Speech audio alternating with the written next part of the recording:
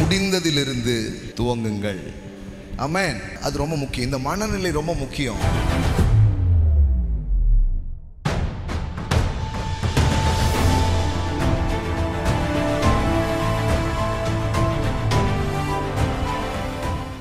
Finished ஒர்க்கை மைண்டில் வச்சுட்டிங்கன்னா எப்போதும் ரெஸ்ட் இருக்கும்.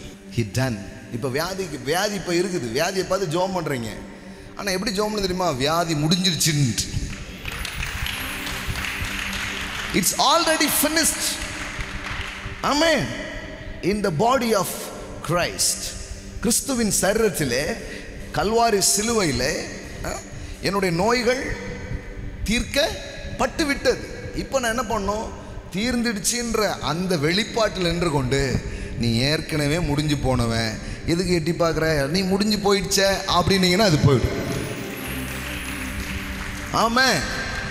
இப்போ அந்த வியாதி கூட கடந்து வியாதி கூட அவர் ஃபைட் பண்ணி ஜெயிச்சிட்டார். ஆமென், ஆமென். இப்போ உங்க பொருளாதாரத்தோட நீங்க போராடக்கூடாது. அவருடைய தரித்திரத்தினால் நீங்கள் ஐஸ்வர்யவான்களாய் மாற்றப்பட்டு விட்டீர்கள். ஆமென். அவர் பாவமானதால் நீங்கள் நீதியாய் மாற்றப்பட்டு விட்டீர்கள். எல்லாம் சொல்லுங்க, முடிந்ததிலிருந்து துவங்குங்கள். ஆமென். அது ரொம்ப முக்கியம். இந்த மனநிலை ரொம்ப முக்கியம். சிலருக்கு இது ரெண்டுக்கும் வித்தியாசம் புரியாது. ட்ரூத் வேற, ஃபேக்ட் வேற. யதார்த்தம் என்பது வேறு, சத்தியம் என்பது வேறு. யதார்த்தம் பார்க்கும்போது பிரச்சனை இருக்கலாம், தேவைகள் இருக்கலாம், குறைவுகள் இருக்கலாம். இது யதார்த்தம். சத்தியம் என்ன தெரியுமா?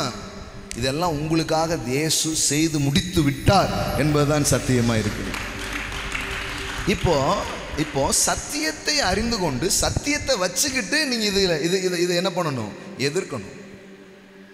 கொடுத்துட்டேன்றாரு ஜோசுவாட்ட, அந்த தேசத்தை உனக்கு தந்தேன், கொடுத்தேன்றாரு.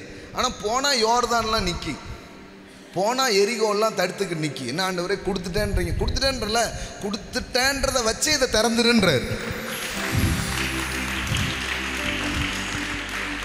ஆமென், ஆமென். கொடுத்துட்டேன், உனக்கு தந்துட்டேன்னு சொன்னல, அதை வச்சு இதை என்ன பண்ணு? ஓப்பன் பண்ணுன்றார். இதுதான் வாழ்க்கை முறை. இதை கற்றுக்கொள்ள வேண்டும்.